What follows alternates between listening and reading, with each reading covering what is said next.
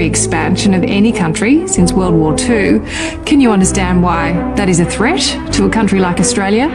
No, I don't think you're right at all on this point, because I would argue in a different way that China's rise has been unprecedentedly peaceful. Actually, it's a miracle in human history.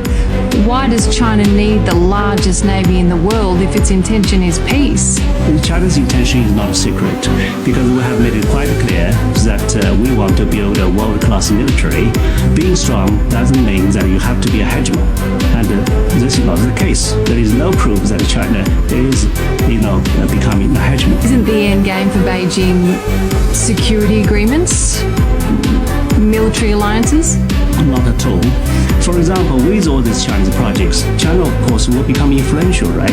Yeah, that is for sure. But that does not mean that you are going to establish a sphere influence.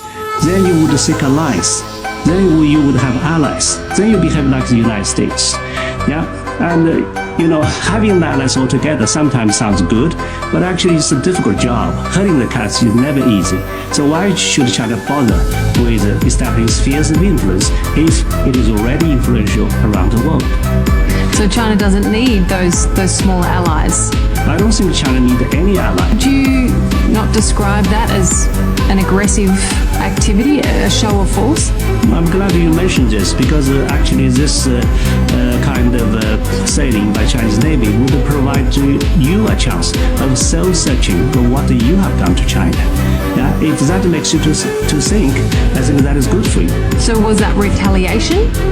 Well, I think it's not a kind of retaliation, but it shows you, first of all, if you are talking about the law, Chinese ships also have rights to do freedom of navigation. But if you do not like this concept, then think of what you have done to China. Yeah, and then think about what China has done to you. This is fair. It's not very friendly, is it, to show up and do live fire exercises? Why wouldn't China warn us? Well, is it friendly that you have sent aircraft and ships so close to China? Yeah, to make all these provocations? Who did it first? Do not do unto others what you will not do to yourself, right? Historically speaking, you are always fighting other people's war, right?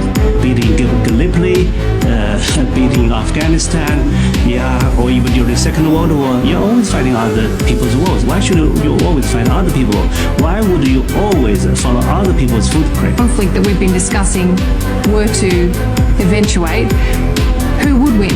You would lose, definitely.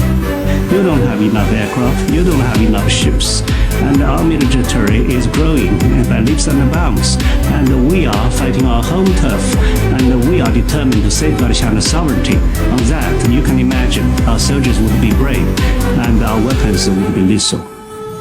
Let's hope it doesn't come to that. Hopefully, yeah.